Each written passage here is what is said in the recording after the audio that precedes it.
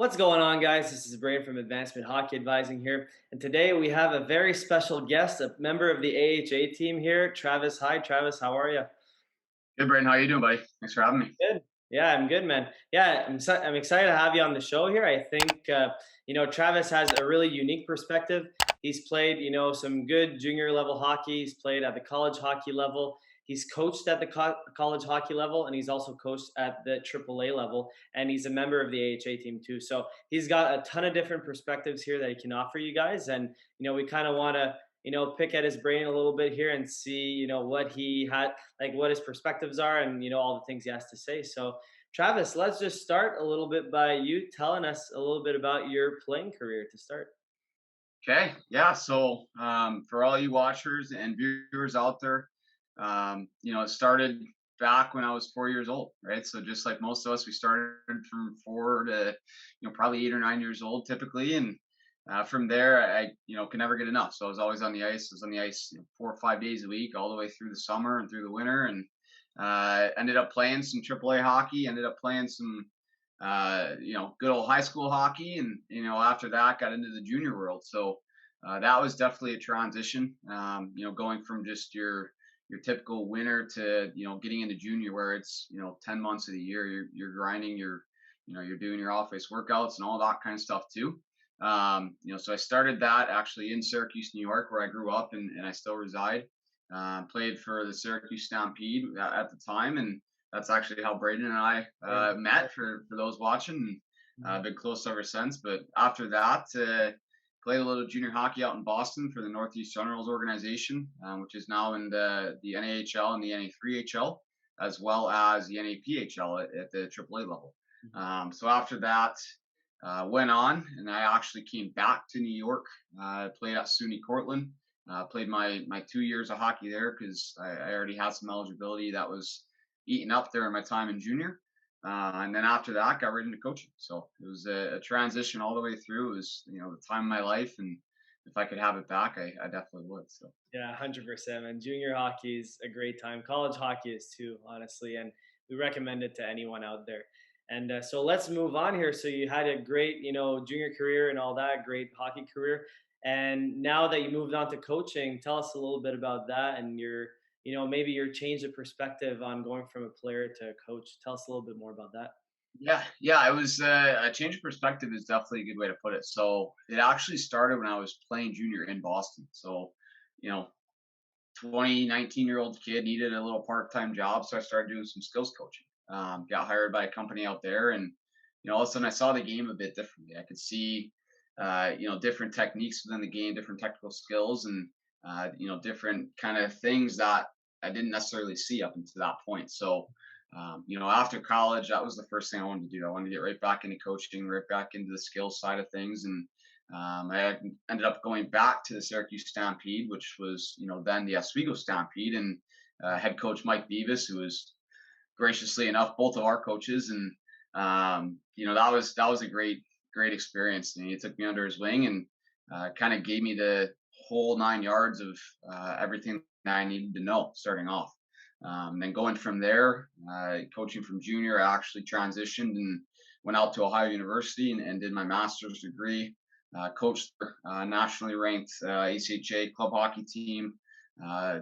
Because of COVID, ended up cutting the season short. But again, quality experience, great time, learned a lot about the game itself, a lot about myself as a coach, and just a great experience overall. And then from there, came back to Syracuse again. Seems like I always like to come back home uh, for whatever that is in Syracuse, New York.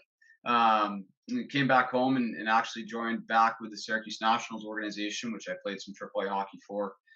Coached their 16U and 18U teams at the AAA level, and this year coaching with the 18s again, and actually transitioning back to the college world and coaching out of Oswego State as well. So it's crazy how things transition and coincide with each other, but as far as the world of coaching goes, it's been a change of perspective, 100%. Yeah, 100%.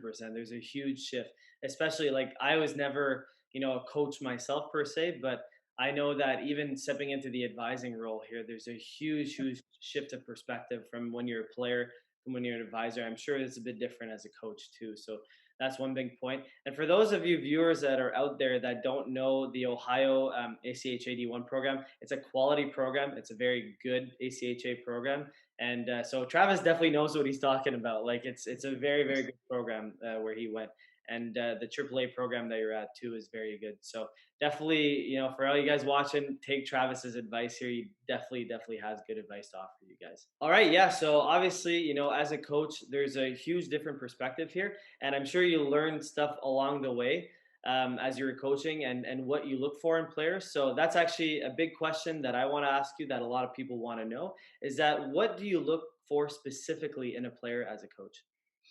Yeah, I like to break it down really into three parts, like three main parts. It's going to differ from player to player, but for the most of the time when I'm recruiting or I'm doing in-store scouting or anything like that, I'm looking at it in three parts.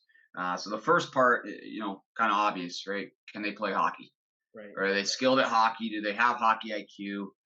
Do they have the awareness on the ice? Those kind of hockey things. And from there, like what I use and a lot of coaches use, we actually have like a scouting report. Right. So on the scouting report, we have your overall rating. We got skating, shooting, puck skills, compete, hockey IQ, right? All those things that are obviously contributing factors, right? If a player can't play the game, it's kind of tough. Yeah. So that's Yeah. probably number one. Yeah. Number two for me is character, right? So the locker room attitude. You get along with everybody in the locker room, or are you a quiet guy and you kind of go about your business, or are you what they call a cancer room, right? So nobody wants to talk to you. You don't get along with anybody. You're causing issues and causing drama, those kind of things. For me, that's number two. That's a huge thing because the success of a team, the success of a player in general starts off the ice, right? So your character is huge, and we talk about off of the ice.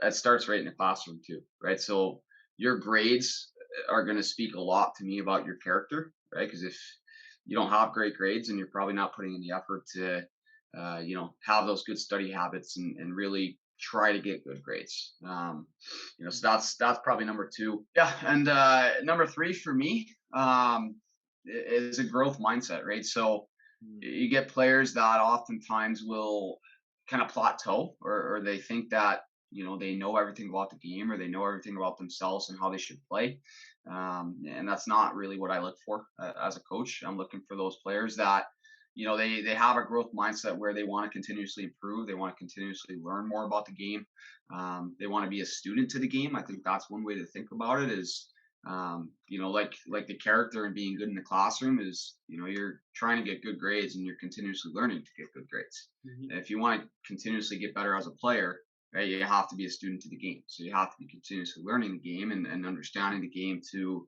that elite level. And that's what a growth mindset is. So those are my three things. Like I said, to kind of recap, is one is your hockey skills, the basics of the game. Two is your character, your attitude, your work ethic, those kind of things. And then number three is having a growth mindset and continuously wanting to learn and improve. Yep, I agree with all of those. And for those of you who follow this channel for a while now, that's a huge proponent of what we're all about. Obviously the skill and all that, it has to be there. You have to be a good hockey player. That's, number one, of course. But then from there, how you carry yourself off the ice, your attitude, what you do in the classroom, your character, are you a leader, all these things, your mindset, the mindset is huge. It's absolutely huge as to how you're going to perform in everything, the growth mindset, being a student of the game, all of that is so important, and we can't stress that enough. I stress it, Travis stresses it, every other coach looks for these things too, for the most part, I would say. So extremely important stuff, and I couldn't agree with you more. All right, so yeah, transitioning to now this question here that I want to ask that's kind of related is that we know the core tenets that you look for as a coach, but what do you think players can do right now, to get recruited first to like to junior programs and then to college programs as well? So kind of a two-part question here. Yeah. It goes kind of hand in hand at both levels. It varies a little bit, from junior to college, but some of the aspects are definitely similar. the first thing that I'll say is, make sure you're doing the little things, right? So you're putting in those extra efforts in the gym, those extra efforts in skill sessions and practice sessions and all those. And then from there, right, taking care again of the classroom, taking care of your grades. And the other one that I didn't mention about is your social media, right? So your social media at Huge. 17, 18 years old, and then again, 19, 20 years old when you're getting looked at by college. Right? Social media is huge in everything nowadays, right? All sorts of corporate marketing and all that stuff that's way over my head. That's what they use, right? So Yep. coaches use that stuff, right? They see a player's name come through their email or come through their desk on a scouting report, and the first thing they do, they're going to the elite prospects and they're going to their social medias. Yep. That's the first thing they're doing, right? Yeah. Every time. So, if you have something on there that probably shouldn't be on there for a coach to view, probably get rid of that. So that's a big thing for me. Yeah, Um, sorry to interrupt you, Travis. yeah, Yeah, as yeah, a rule of thumb for you guys watching, if you're not sure if you should post something or not because it's a bit on the edge, just don't post it. That's like a yeah, rule of thumb. And just be smart with it. Use it to your advantage. Promote like some good things on there and all that, and use it as almost a way to market yourself. Just show the good stuff on there, show your highlights, and avoid the things that can kind of be, iffy or on the edge type thing. So, yeah, yeah, great point on social media. absolutely. Yeah. Yeah. So from that, moving away from, kind of those behind the scenes type of things, and we're kind of reiterating a little bit here from the last question again, but being a student in the game, but thinking about it in a different perspective, right? So Patrick Kane, right? Elite, one of the best players in the NHL, right? You could use Steven Stamkos, you could use Patty Kane, Sidney Crosby, whoever, right? They all still have skill coaches. Yep. They all still have skating coaches, right? So those guys at those levels, they understand that they aren't the best that they can be, right? They have room to improve. They have more things to learn, and both about the game and about themselves, right? So again, I know I mentioned about it in the last question, but I harp on it because it's huge. Is be a student of the game, right? So do whatever you have to do and get on the ice more, or watch more film and watch more hockey, and try to continuously learn. That's a big thing for me.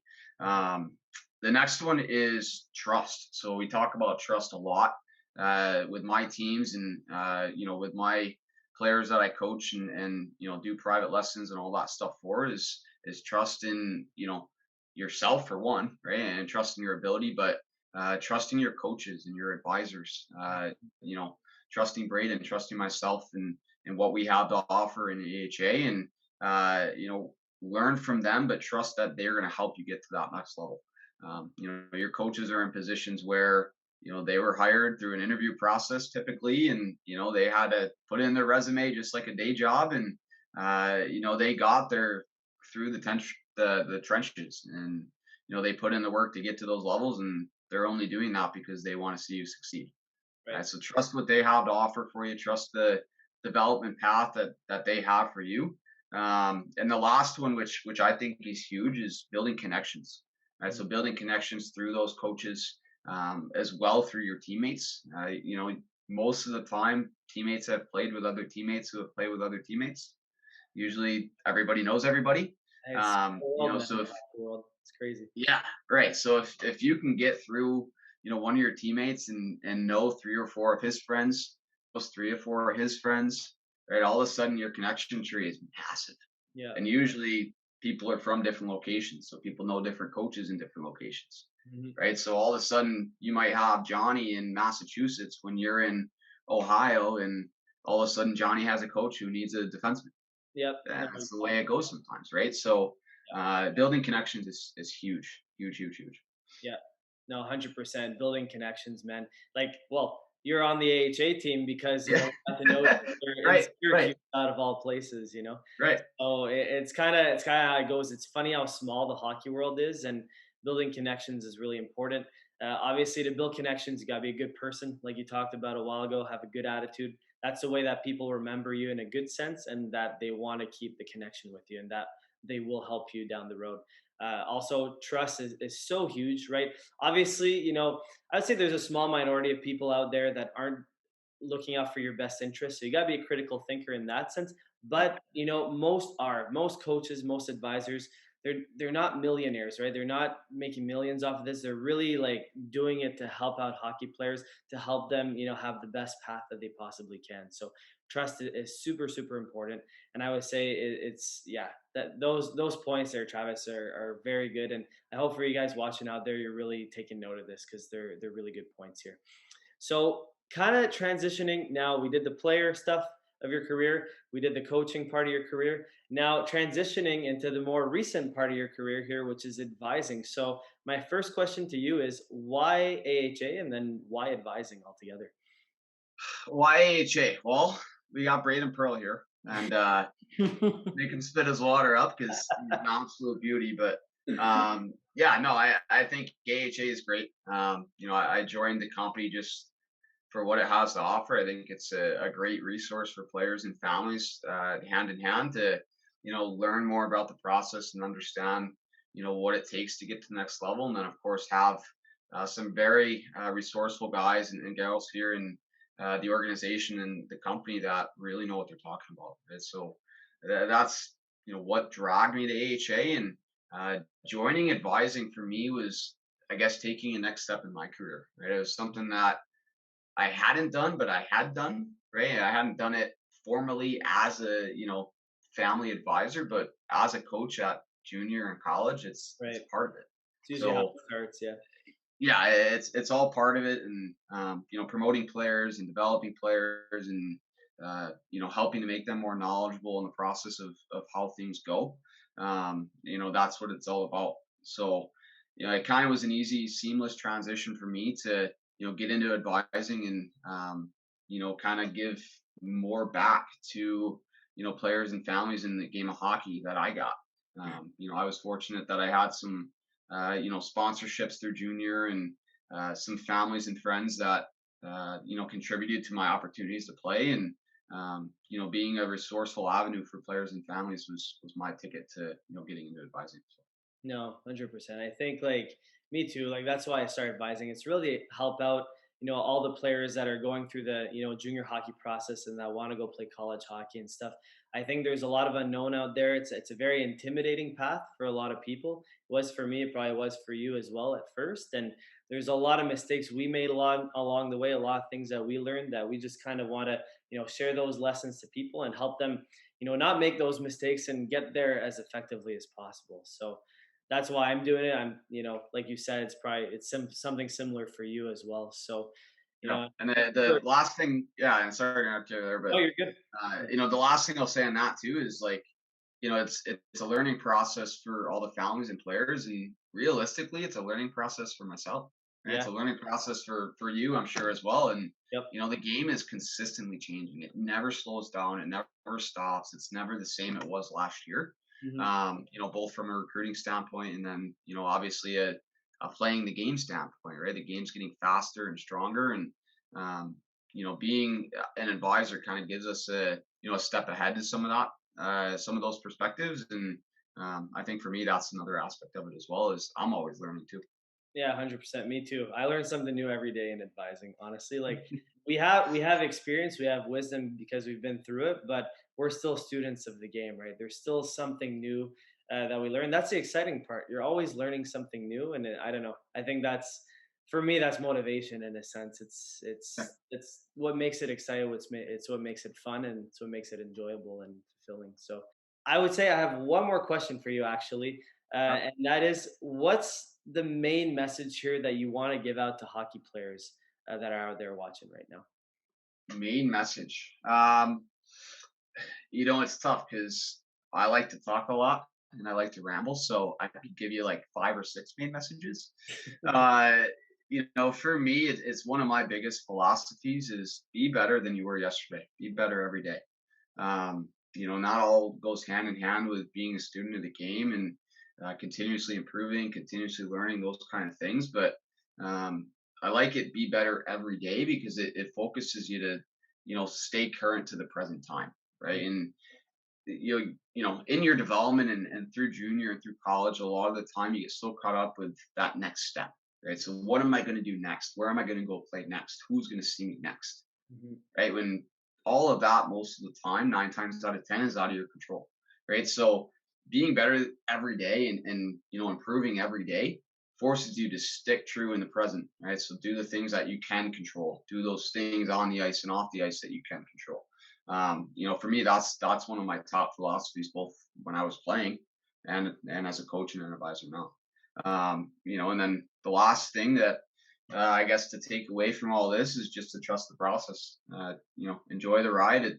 It comes to an end at some point in time, and then you become a guy like myself and get into coaching and advising. So, Yeah. at some point in time, you realize that hockey is a hobby, and it's something that you have to live it up day by day and get the most out of it as you can. And going back to that first main message, if you're focused so far on the future, sometimes you lose on some of the present. So trust the process, enjoy the ride, and be better every day.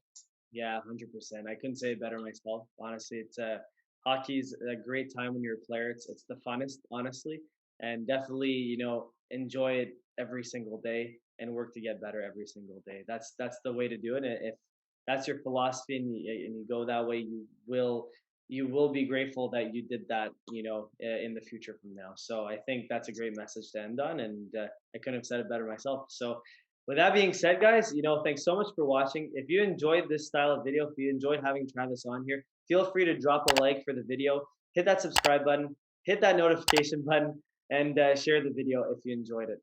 Also, if you have any questions for me, Travis, or anyone on the AHA team, you can feel free to drop a comment down below or email us at info@ahadvising.com, and we'll get back to you as soon as we can.